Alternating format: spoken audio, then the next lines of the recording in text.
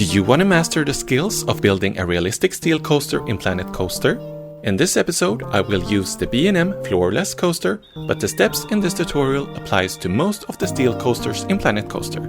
I have divided the steel coaster tutorial into chapters or steps I follow to get the most realistic result possible. You will learn the basics and how to build custom inversions, such as a loop, a dive loop, a zero-G roll, and interlocking corkscrews. But first, I put the banking offset all the way to the maximum 2 meters. This will help with the heartline effect for extra realism. I then add a pre-drop, a lift hill at an angle around 30 degrees, and a final brake run. It might sound strange, but it's actually easier to plan the layout of the roller coaster once the final brake run is in place, as I know where to end the track. Here is also where I will add a transfer track in a future episode. I will now show you how to build a custom loop. First, make sure to get the correct oval shape, not a perfect circle. This is achieved by raising the first 6 meter piece to a 22.25 degree angle. The next piece should be 45 degrees, followed by 78.75. I continue until I've reached the top at an angle of 180 degrees. Once I have completed the full loop, the next step is to slide the track within the loop to one side so that the entry and exit of the loop is parallel to each other. And don't worry about that final part looking terrible, it will be deleted later on.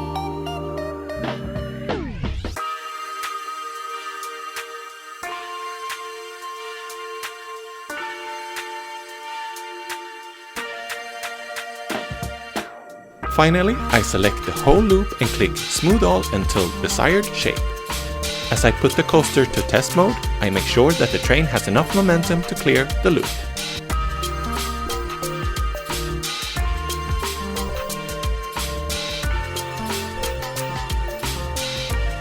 I then continue the track layout by adding a dive loop, an upward helix, and an airtime hill until halfway through the course, where I add a mid-brake run.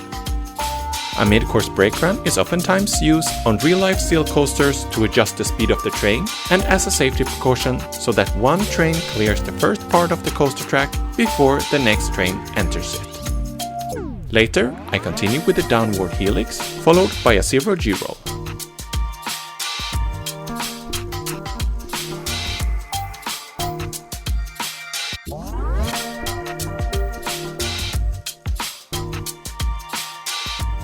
To pull off a custom zero-G roll, I enter it at a banking of 45 degrees and in an angle of 22.25. I then bank the next piece to 90 degrees and finish it off by adding a slightly longer track piece at a banking of 180 degrees.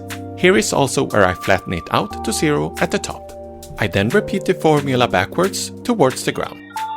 The next coaster element is interlocking corkscrews.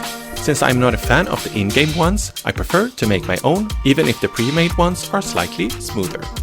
First step is to use the in-game ones to get the correct placement and angles of the surrounding track. I will then soon go back and replace them with regular track pieces, but first I will complete the whole coaster layout.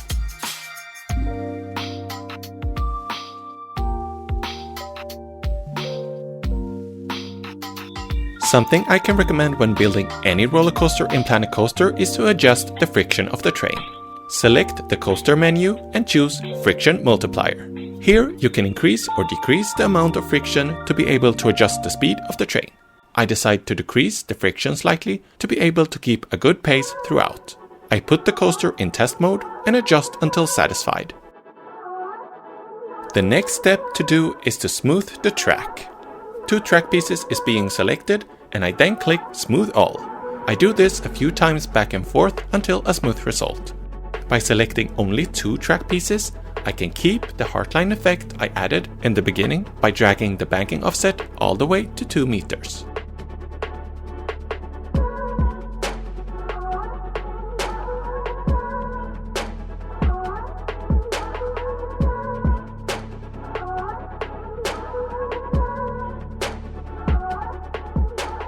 Be careful when smoothing zero-G rolls.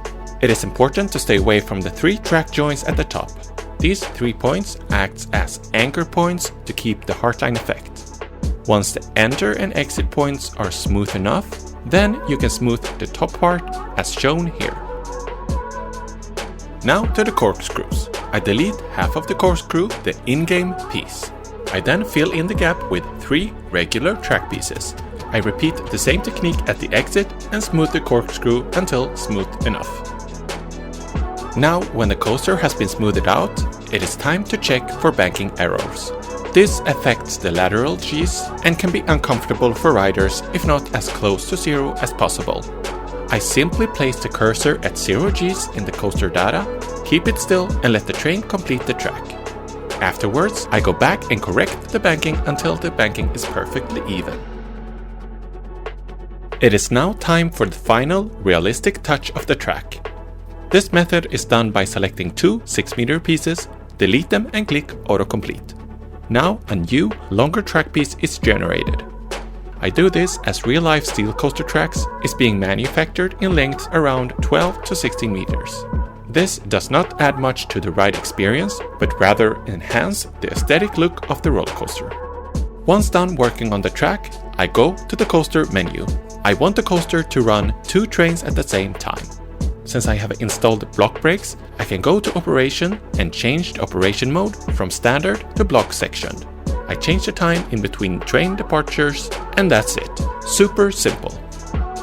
Lastly, I delete the majority of the coaster supports that aren't realistic enough and keep the ones that are.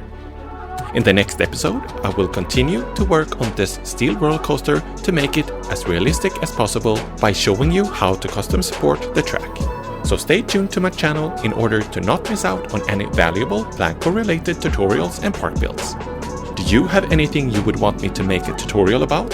Let me know and I will do my best to help you out.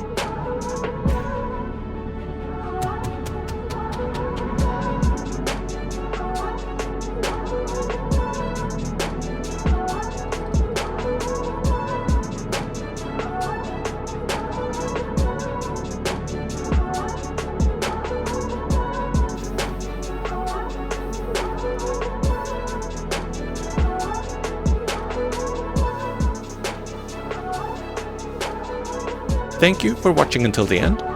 Take care.